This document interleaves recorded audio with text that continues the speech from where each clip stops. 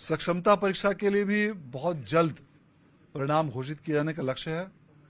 उसके संबंध में भी अभी जो बीच में पोर्टल को 2 दिनों के लिए बंद किया गया था, कल से आपत्ति के लिए पोर्टल फिर खोला जाएगा और एक बार जितनी आपत्तियां प्राप्त होंगी, आपत्ति प्राप्त होने के पश्चात यह लक्ष्य रखा गया है कि अधिकतम अप्रैल के प्रथम सप्ताह में ही सक्षमता परीक्षा का रिजल्ट डिक्लेयर करने का लक्ष्य घोषित किया गया है।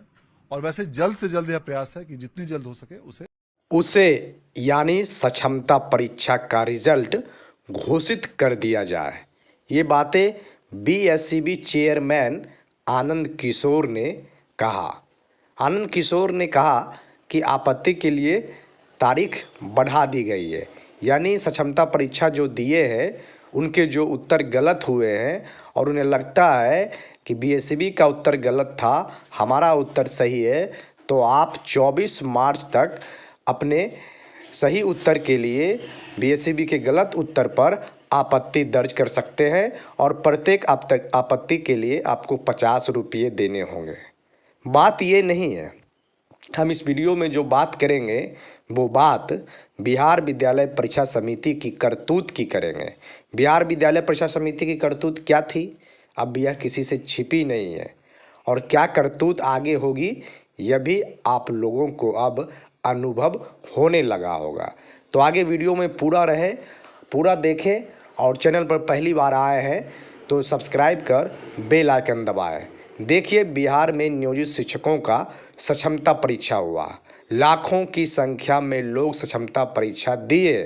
हालांकि संगठनों ने कहा था कि कोई भी शिक्षक जो नियोजित हैं वे सक्षमता नहीं देंगे, क्योंकि पूर्व से वे दक्षता और पात्रता परीक्षा देकर नौकरी में आए हैं, इसलिए सक्षमता देने की कोई आवश्यकता नहीं है। और इसको लेकर सड़क से लेकर न्यायालय तक आंदोलन हुआ और आंदोलन का असर भी दिखा। हालांकि परिणाम में नहीं बदल पाया, लेकिन न्यायालय में जो 13 मार्च से 15 मार्च तक बहस चला और बहस के बाद जो फैसला सुरक्षित रख लिया, उसके बाद जो परीक्षा दिए जो परीक्षा नहीं दिए, दोनों की निगाहें माननीय पटना उच्च न्यायालय के सुरक्षित फैसले के आने तक बनी हुई है कि आगे क्या होगा। लेकिन इस बीच बीएससीबी सक्षमता परीक्षा का जो रिजल्ट आने वाला है उसको लेकर बड़ा खुलासा किया है।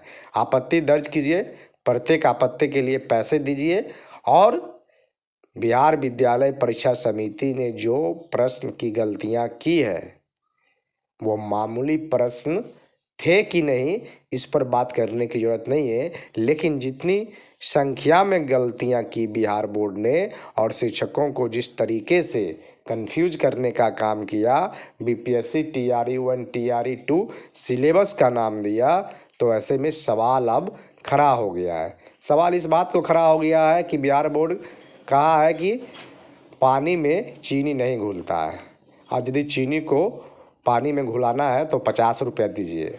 बिहार में जिलों की संख्या कितनी है? 38, लेकिन बिहार बोर्ड के अनुसार जिलों की संख्या 41 है।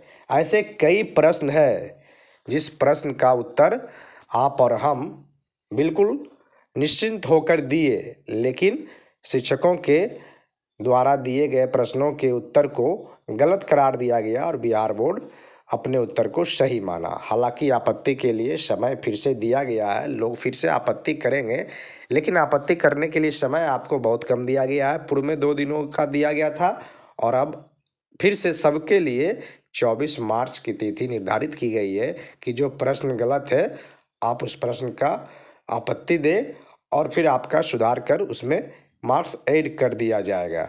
तो सबसे बड़ी बात है कि पानी में चीनी नहीं घुलता है और यदि घुलाना है तो फिर 50 रुपये दीजिए। बिहार में जिलों की संख्या 38 है, लेकिन बिहार बोर्ड कह रहा है कि 41 है, और यदि आपको 38 करवाना है तो फिर 50 रुपये दीजिए। मतलब ऐसे ऐसे प्रश्नों को जानबूझकर गलत किया गया है या फिर टेक्निकल प्रॉब्लम है, ये आप बताएं कमेंट बॉक्स में। लेकिन यदि इस तरह की गलतियां बिहार बोर्ड खुद करेगी तो बिहार बोर्ड के ही सक्षमता पर सवाल खड़ा हो जाएगा।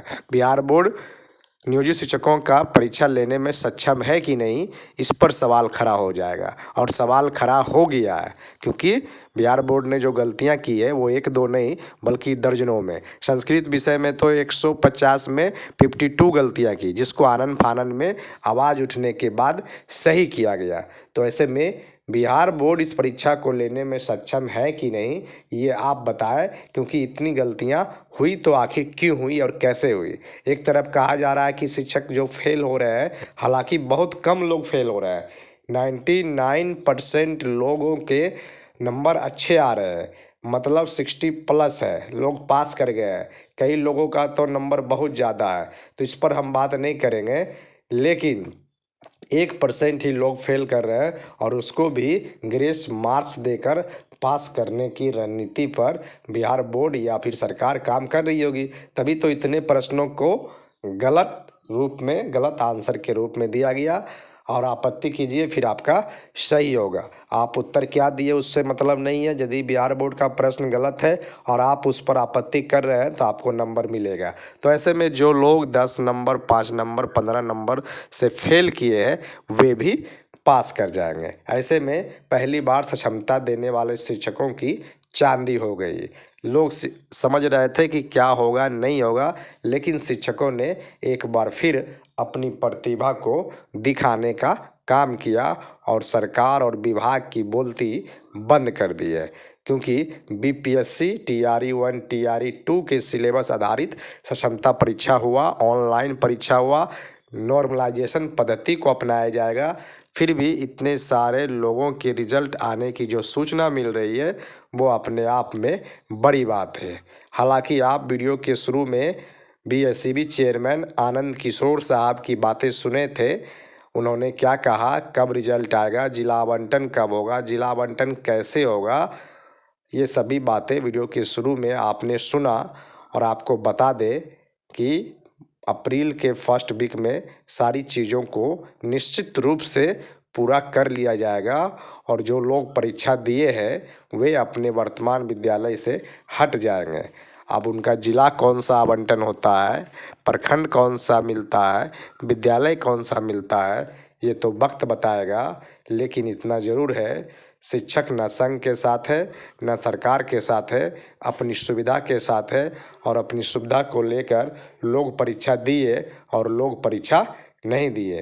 तो ऐसे में नियोजित शिक्षकों की एकता पर शुरू से सवाल खड़ा होते आ रहा है, और इस बार भी सवाल खड़ा होगा, क्योंकि फिर से लोग कई गुटों में बट गए हैं। अब देखना होगा कि आने वाले दिनों में क्या होता है। आपसे हम इतना ही कहेंगे कि हर अपडेट को पाते रहने के लिए आप टीचर जंक्शन से जुड़िए, चैनल को सब्सक्राइब कीजिए, बेल आइकन दबाइए, ताकि आने वाले हर अपडेट को आप तक हम समय से पहुंचाएं और शिक्षकों की आवाज़ को मजबूत करते रहें। बहुत बहुत धन्यवाद। नमस्कार।